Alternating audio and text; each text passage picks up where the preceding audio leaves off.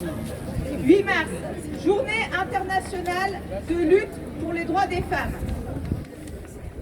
Face aux attaques du gouvernement, des droites et extrêmes droites, on m'entend bien? Non, pas beaucoup. Ah, ça y est, oh, ça a mis plus fort. Face aux attaques du gouvernement, des droites et extrêmes droites, partout les femmes résistent. Grève féministe. Nous appelons à la grève du travail, des tâches domestiques, de la consommation. Parce que seules nos voix, nos cris, nos actions visibles pourront faire bouger la société et le pouvoir pour enfin obtenir l'égalité.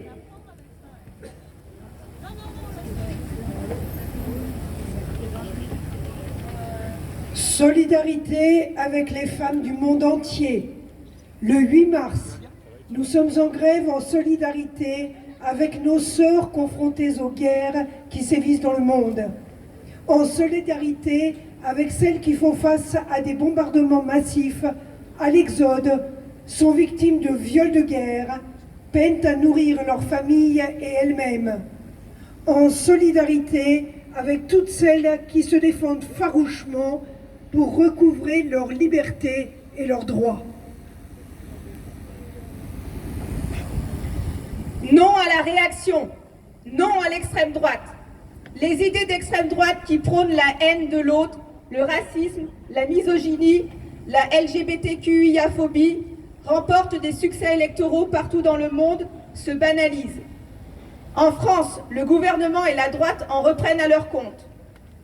La loi immigration votée en décembre dernier en est un exemple. Même si un tiers des dispositions, comme celles instituant la préférence nationale, ont été invalidées par le Conseil constitutionnel, cette loi raciste s'attaque au droit d'asile et à tous et toutes les sans-papiers. Nous réclamons l'abrogation de la loi immigration et la régularisation de tous et toutes les sans-papiers.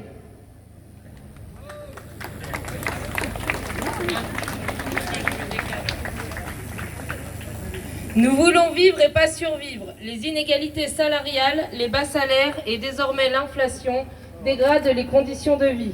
Les femmes représentent 62% des personnes payées au SMIC et 70% des bénéficiaires des banques alimentaires. Plus de 9 millions de personnes vivent sous le seuil de pauvreté. 300 000 personnes, dont 3 000 enfants, vivent dans la rue. Certaines en meurent. Nous demandons la hausse des salaires, la revalorisation des minima sociaux, la construction massive de logements sociaux. Du travail et des salaires décents. Les femmes, notamment les mères isolées, sont particulièrement impactées par la vie chère. Elles occupent des emplois mal rémunérés, sont souvent percutées par la précarité et le temps partiel imposé et touchent un salaire en moyenne un quart inférieur à celui des hommes. Les femmes, dont les retraites sont 40% inférieures à celles des hommes, sont encore plus impactées par la dernière réforme. Nous réclamons l'abrogation de la réforme Macron des retraites, des lois qui pénalisent les chômeurs, chômeuses et les bénéficiaires du RSA. Nous réclamons la revalorisation des métiers féminisés, l'éducation, le soin, le nettoyage, etc. L'égalité salariale, l'interdiction du temps partiel imposé, la transformation des CDD en CDI. Nous voulons la retraite à 60 ans avec 37,5 annuités.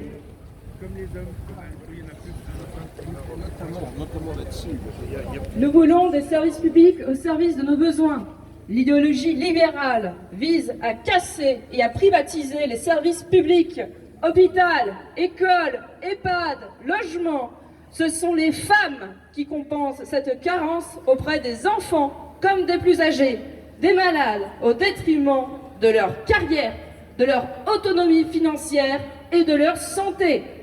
Elles assument la grande majorité des tâches domestiques et d'éducation des enfants.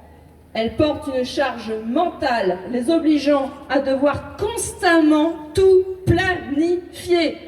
Nous voulons des services publics de qualité et réclamons la création de services publics de la petite enfance et de la perte d'autonomie.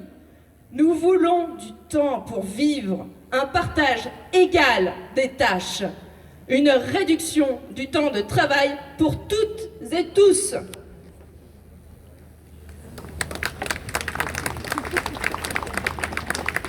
Depuis le 4 mars 2024, la liberté d'avorter est inscrite dans la Constitution française. C'est une première mondiale et sa portée symbolique est considérable.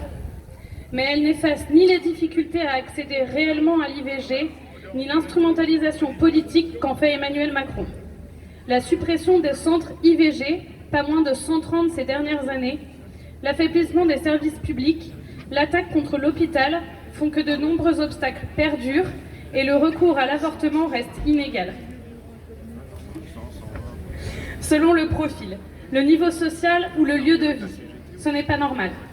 Nous réclamons la réouverture de tous les centres d'interruption volontaire de grossesse fermés, ainsi qu'un large plan de garantie de l'accès à l'IVG soit mis en place dès les prochains jours pour permettre à toutes les femmes d'y avoir accès.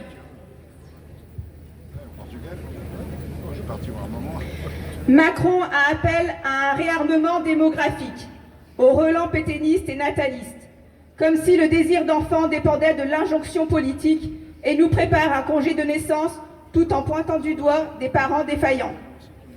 LGBTQIA, nous voulons pouvoir faire nos choix de vie, vivre librement notre orientation sexuelle, nos identités.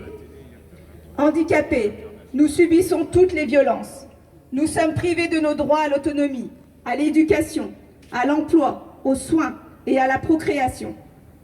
Nous voulons notre indépendance économique, l'accessibilité universelle à l'ensemble de l'espace public et à tous les lieux et bâtiments.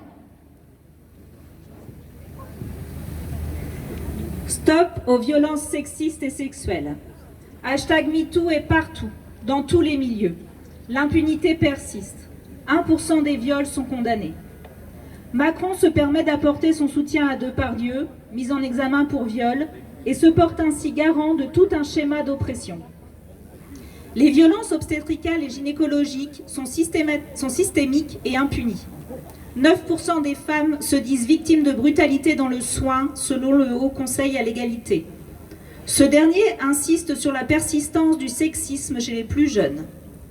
Quand 56% des victimes de violences sexuelles sont des mineurs et 160 000 enfants victimes par an, Macron décapite la commission indépendante sur l'inceste et les violences sexuelles faites aux enfants et fait silence sur les 30 000 témoignages recueillis. Alors que la France accueillera cet été les Jeux Olympiques et Paralympiques, nous demandons la mise en place d'actions concrètes pour lutter contre toutes les violences sexistes et sexuelles, protéger les victimes et combattre les réseaux de traite prostitutionnelle et de proxénétisme. Nous voulons restaurer la Civise dans son but initial et suivre ses recommandations. Nous réclamons 3 milliards pour lutter contre les violences, l'application des lois existantes, le vote d'une loi cadre contre les violences masculines à l'encontre des femmes, des enfants et des minorités de genre. Éduquer à l'égalité, un enjeu majeur. Une éducation à l'égalité doit permettre aux enfants de comprendre les mécanismes de domination s'exerçant dans notre société.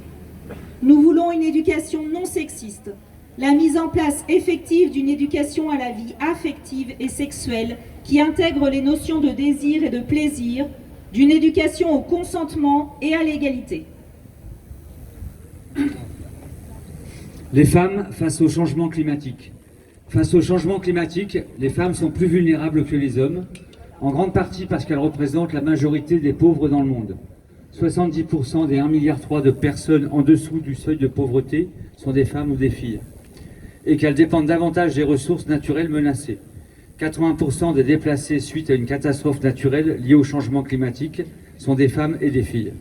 Nous revendiquons la participation pleine et égale des femmes et filles au processus de décision et au projet de gestion de l'environnement doit être une priorité absolue. Pas d'avenir durable sans égalité des genres.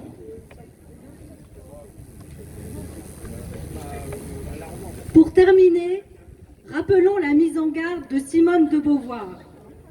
Une crise politique, économique ou religieuse suffirait pour remettre en question le droit des femmes. C'est flagrant en Afghanistan depuis la prise de pouvoir des talibans en 2021, où une guerre ouverte contre les droits des femmes et des filles est menée dans tout le pays, les talibans ne cessant de mettre en place des restrictions dans le but d'effacer complètement les filles et les femmes de la société en les privant de leur liberté. Et cela pourrait bien arriver ici. Les relents patriarcaux nauséabonds de l'extrême droite et du gouvernement en sont des alertes bien réelles. Nous ne devons ni ne pouvons baisser les bras. Le 8 mars, nous sommes en grève et manifestons contre le patriarcat et ce gouvernement.